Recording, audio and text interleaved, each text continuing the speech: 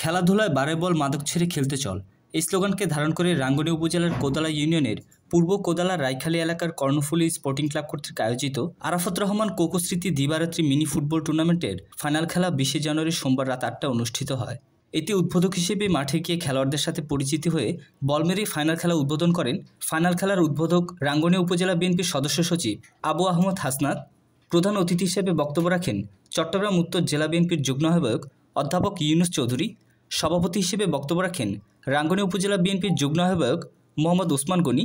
বিশেষ অতিথি হিসেবে বক্তব্য রাখেন চট্টগ্রাম উত্তর জেলা যুবদলের সাধারণ সম্পাদক এস এ মুরাদ চৌধুরী, রাঙ্গুনিয়া উপজেলা যুবদলের আহ্বায়ক যুবনেতা সেকান্দার আলী, ইউনিয়ন বিএনপির নেতা শামসুল আলম, জাহাঙ্গীর মোস্তফা, শাহাদাত হোসেন, নূর মোহাম্মদ, নাসের তালুকদার, সেকেন্দার হোসেন, আব্দুস সাত্তার, হাসমত আলী, ফজলুল করিম, জাহাঙ্গীর আলম।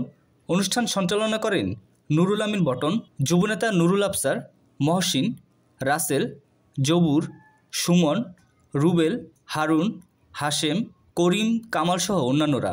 ফাইনাল খেলা সরাসরিভাবে প্রতিদ্বন্দ্বিতা করেন রায়খালী মানবতা একাদশ বনাম মরিয়মনগর তালুকদার বাড়ি একাদশ। খেলায় আক্রমণ টু পাল্টা আক্রমণের মধ্য দিয়ে গোলশূন্য ড্র হলে রেফারির সিদ্ধান্তক্রমে খেলা ট্রাইব্রেকারে গড়ায়। ট্রাইব্রেকারে মরিয়মনগর তালুকদার বাড়ি একাদশকে 4-5 গোল ব্যবধানে পরাজিত করে চ্যাম্পিয়ন হয় রায়খালী মানবতা একাদশ। খেলা শেষে খেলোয়াড়দের মাঝে পুরস্কার বিতরণ ও চ্যাম্পিয়ন দলের মাঝে চ্যাম্পিয়ন ট্রফি তুলে দেন অনুষ্ঠানে আগত অতিথিরা।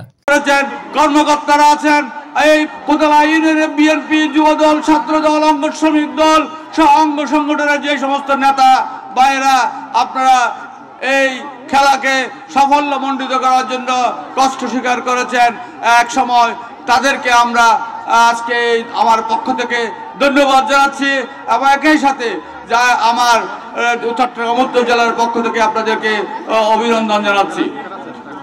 আর যারা বিজিত হয়েছেন আজকের খেলায় তাদেরকে অভিনন্দন জানাচ্ছি।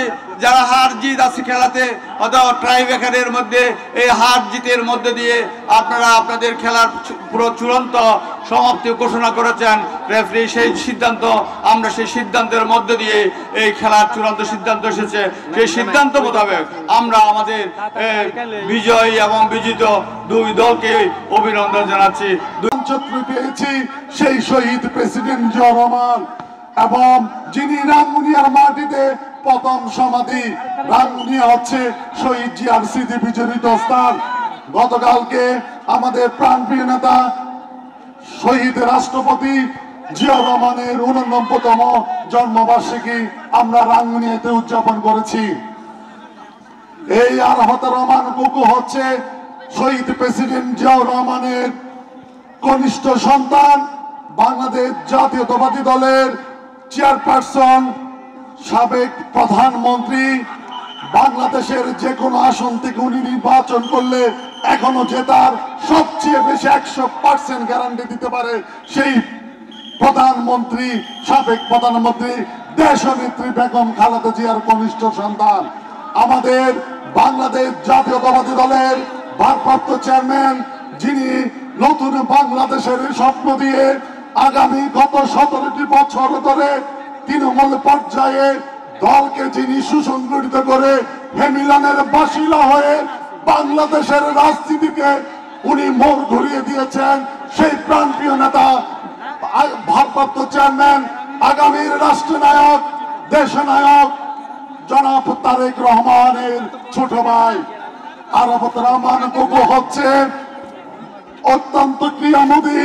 উনি কাজ করে গেছেন ক্রিয়ার জন্য, খুব নীরবে, খুব স্বল্প সময়ে উনি বাংলাদেশের ক্রিয়াকে একটি পর্যায়ে নিয়ে গিয়েছিলেন। আমি মনে করি বাংলাদেশের সবচেয়ে বেশি উত্তর জেলা আওতাধীন এই রাঙ্গুনিয়ায় হচ্ছে সবচেয়ে বেশি খেলা। প্রতিটা ইউনিয়নে এই আরাফাত রহমান কোকোর স্মৃতি, আসলে সেটি বড় কথা নয়।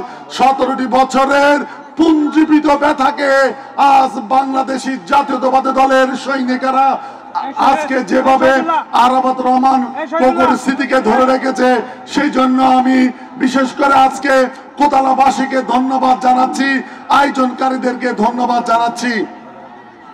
আমি অনেক দিন পর এখানে কোদালে এসেছি, আমার আজকে বিশেষ করে ভালো লাগছে।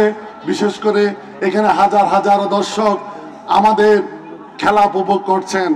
আরেকটি না বললে হয় না, এই কোদালাবাসী বাংলাদেশ জাতীয়তাবাদী দলের সাথে আছে, দেশনায়ক তারেক রহমানের সাথে আছে, দেশনেত্রী বেগম খালেদা জিয়া